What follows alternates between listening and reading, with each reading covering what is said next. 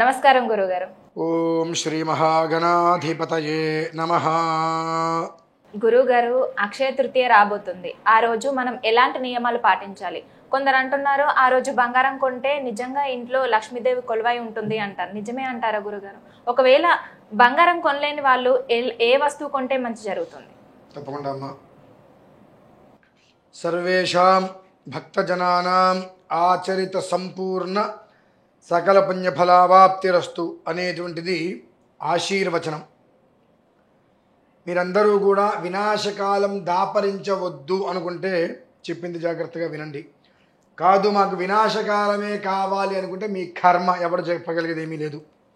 ఏమిటి అంటే అక్షయ తృతీయ 2 శ్లోకాలు చెప్తాను, గమనించుకోండి. అక్షయంబుగ కాశీ లోపల అన్నపూర్ణ భవాని వై, సాక్షి గణపతి కన్న తల్లివి, సద్గుణావతి శాంభవి, మోక్షమొసగుటకు కనక దుర్గవు మూల కారణ శక్తివి, శిక్షసేతువు దుష్ట జనులను శ్రీగిరి భ్రమరాంబిక. ఇది ఒక శ్లోకం అయితే మరొక శ్లోకం.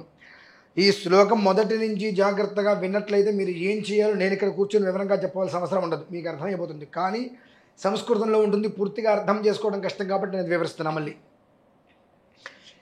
గజతురగ సహస్రం, గజతురగ సహస్రం గోకులం భూరిదానం,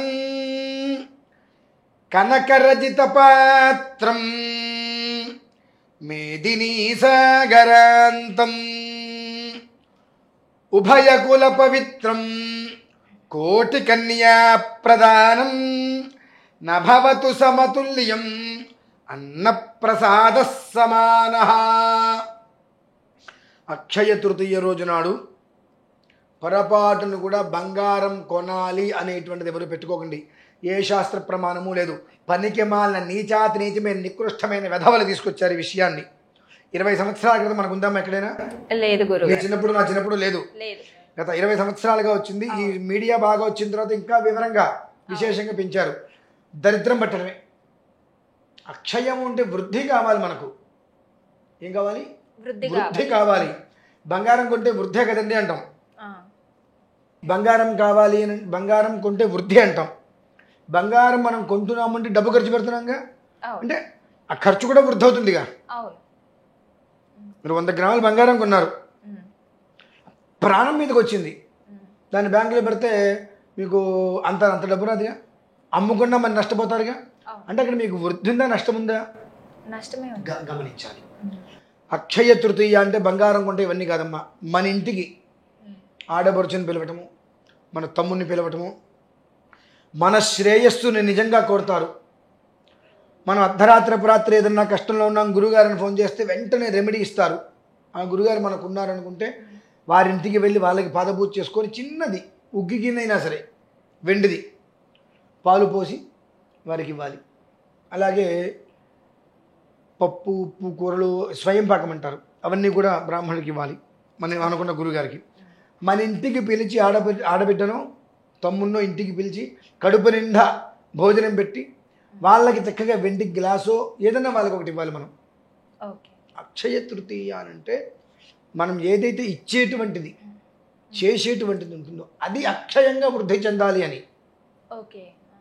కొనమని కాదమ్మా, నువ్వు ఏదైతే ఇస్తావో అది 1000 రెట్లు నీకు వృద్ధి చెందుతుంది. 1000 రెట్లు వృద్ధి చెందుతుంది. కానీ ఏ విధవ దీన్ని సృష్టించాడో జనాలు కూడా గొర్రెల మందల కన్నా హీనం.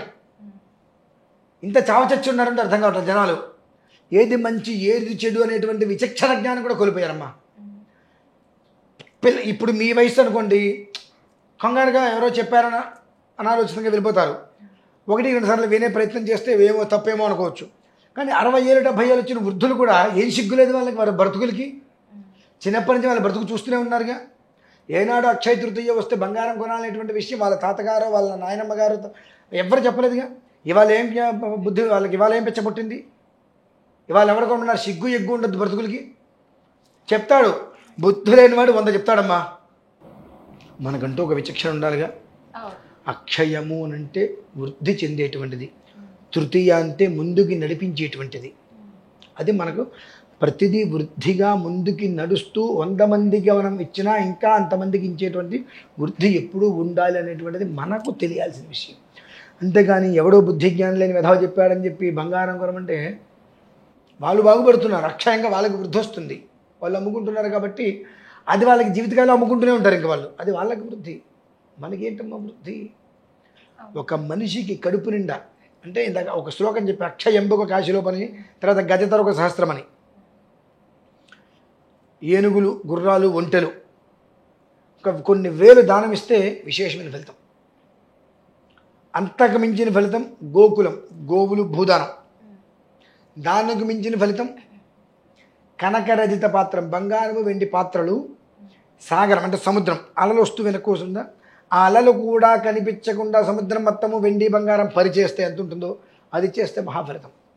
వాటికి మించిన కోట్ల ఫలితం ఒక కన్యాదానం చేస్తే, దానికి మించిన ఫలితం ఒక మనిషికి, ఆకలితో ఉన్న మనిషికి అన్నం పెడితే.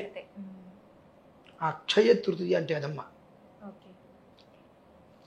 మృష్టాన్నము అని అంటారు, అంటే ఏదో పచ్చడి మెతుకులు కాదు, మొత్తం ఒక 10-15 రకాలు సమృద్ధిగా, అంటే పులిహార, పరవాన్నం అని చెప్పి, కూర, వేపుడు, పప్పు, అప్పడాలు, వడియాలు, నెయ్యి, పూర్ణాలు, ఇలా సుమారుగా 13-14 రకాలు. అది మృష్టాన్నము అని అంటారు.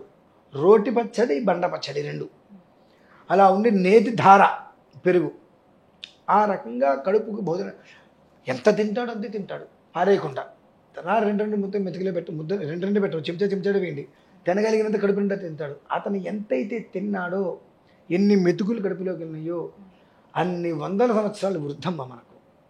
అన్నం పెట్టడం, అన్నద్రవ్యం ఒక బ్రాహ్మడికి వెళ్ళి మన శ్రేయస్సు కోరే బ్రాహ్మడికి దానం ఇవ్వటం, అది ఆ రోజు మనం చేయవలసింది. అంతేగాని బంగారం కొనాలి అంటే భ్రష్టు బతుకుపోతారు. మళ్ళీ ఇప్పుడు రేటుకి ఎవరు కొనలేరు గురు. రేటు తీసి పక్కన పెట్టేద్దాం. అక్షయ తృతీయ ఎవడో బుద్ధి జ్ఞానం లేని వాడు చెప్పాడనో ఏదో రోడ్డు మీద సిగ్గు ఎగ్గుపడి వదిలేసి రోడ్డు మీద పడి తిరుగుతున్నారుగా. ఎంతవరకు నిజము? ఏ ప్రమాణంలో చెప్పబడి ఉంది? అష్టాదశి పురాణాలు ఎక్కడా చెప్పబడలేదు కదా, ఎందులోనూ చెప్పలేదు. సువర్ణ ఘర్మ స్వాహ, సువర్ణార్క స్వాహ, సువర్ణ శుక్ర స్వాహ, సువర్ణ జ్యోతి స్వాహ, సువర్ణ సూర్య స్వాహ, ఇందులో కూడా ఎక్కడా కూడా చెప్పలేదు కదా. ఏ విధానంలో కూడా బంగారం కొనమని చెప్పలేదు కదా అని కొంటున్నారు కదా. ఈ సంవత్సరం బంగారం కొని దాన్ని తాకట్టు పెట్టుకున్నాడు, మనం చూద్దాం. తప్పమ్మాది, పనికిరాదు. ఆ రోజునాడు నువ్వు నీ ఇంటికి పిలిచి ఎంతమందికి అన్నం పెట్టావు?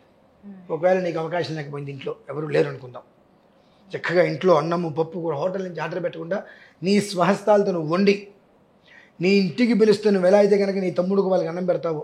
గుడికి వెళ్ళి, గుడి దగ్గర అన్నార్తులు ఉంటారు. అన్నార్తులు అంటే వాళ్ళు అన్నము దొరక్క భిక్షాటం చేస్తూ జీవిస్తుంటారు. వాళ్ళ దగ్గరికి వెళ్ళి హాయిగా మొహం ఇలా పెట్టుకొని, ఎలా మొహం పెట్టుకొని అన్నం పెట్టకుండా చక్కగా విస్తరాకు వేసి, నీళ్ళు చెల్లి విస్తరాకు వేసి, పప్పు కూర అన్నీ వేసి అన్నం పెట్టి ఇక్కడ కూర్చొని అతను కడుపు నిండా తినేంత వరకు కూర్చొని రాగలిగితే భగవంతుడు రుచి కూర్చొని తింటాడమ్మా. అంతకుమించి జీవితానికి కావాల్సింది ఉంది, చేయవలసిన విధానం ఇది. దీన్ని పక్కన పెట్టి నేను బంగారం కొంటాను, వెండి కొంటాను, వజ్రాలు కొంటాను కొను, నాశనమయ్యేది నువ్వే.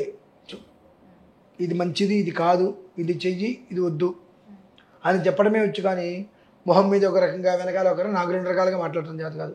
నేను ఇంతే మాట్లాడతా, తిట్టుకున్నా సరే. ఆఫ్ రికార్డ్ అయినా ఆన్ రికార్డ్ అయినా నా విధానం ఇంతే ఉంటుంది. నచ్చితే వినండి, బాగుపడండి. నచ్చలేదు, కర్మ అనుభవించండి, ఏదో ఒక రోజు గుర్తొస్తుంది అని చెప్పింది, ఆ రోజైనా విని ఆచరించి బాగుపడండి, అంతేనమ్మా. ఓకే గురుగారు, అక్షయ తృతీయ రోజు ఎలాంటి నియమాలు పాటించాలి, అలాగే ఎవరికి దానం చేస్తే మనకు మంచి జరుగుతుంది అనే దాని గురించి చాలా చక్కగా వివరించారు గురుగారు. ధన్యవాదాలు.